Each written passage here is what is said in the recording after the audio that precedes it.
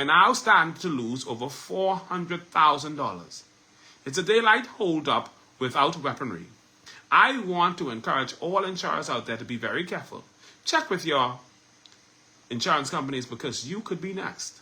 I don't know if the Insurance Commission handles cases as such, but this is a clear indication that BAF executives have no conscience and no soul. My life insurance was some security for my family. My family security was taken away by a company I trusted for years, a company I paid years of premiums to. I feel so betrayed, honestly. BAF, I trusted you with my family security. I trusted you, BAF. I trusted you, BAF. I trusted you, BAF. These insurance companies are gangsters. So it is what it is. There's no surprises here, but they shouldn't do it. They shouldn't do it to a loyal customer, and that's really bad.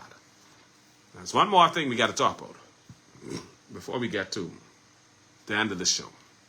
Michael Pintard told you all about these bunch of passports that have been found, that have been hiding, that have been selling and all kinds of things. The government of the Bahamas came forward and said, oh, no such thing has happened. No bunch of passports were lost or found or sold or whatsoever.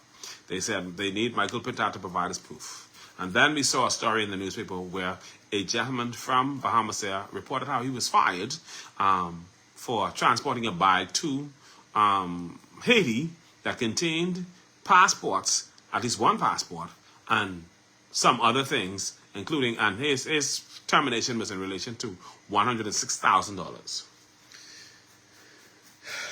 Well, maybe not him specifically. But he said he got it from someone else, and other person said they got something from someone else, but he was the only person fired because they needed to find a scapegoat for this, allegedly. Michael Pintard didn't lie. He said it, and he knows why he said it, and he knows he didn't lie. I don't think he would have said it if he knew he was lying. I don't think he was going to just lie about something like that. But we've been hearing the stories. We've been hearing this long time.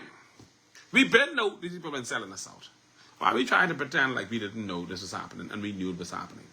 And you know what's interesting is these authorities are playing us for fools. Playing us like we're stupid. Playing us like we're the idiots. Playing us like we dumb and we ain't got no sense. Because as far as I'm concerned, we ain't got no sense. We stupid. But Michael Pintard knows exactly what he was saying. All right? And he didn't lie. And there is some ruckus going on with the passports. And you know why you know there's something going on with the passports. Let me tell you why.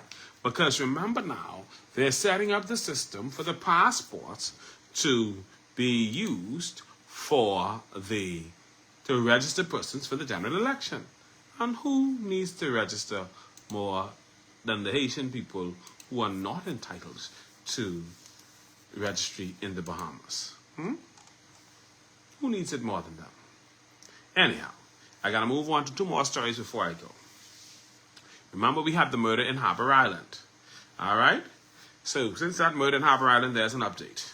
A Mexican man accused of murdering Paige Bell, a 20-year-old South African woman killed on a super yacht in Eleuthera in July, was told this week he will enter a plea before the Supreme Court in December.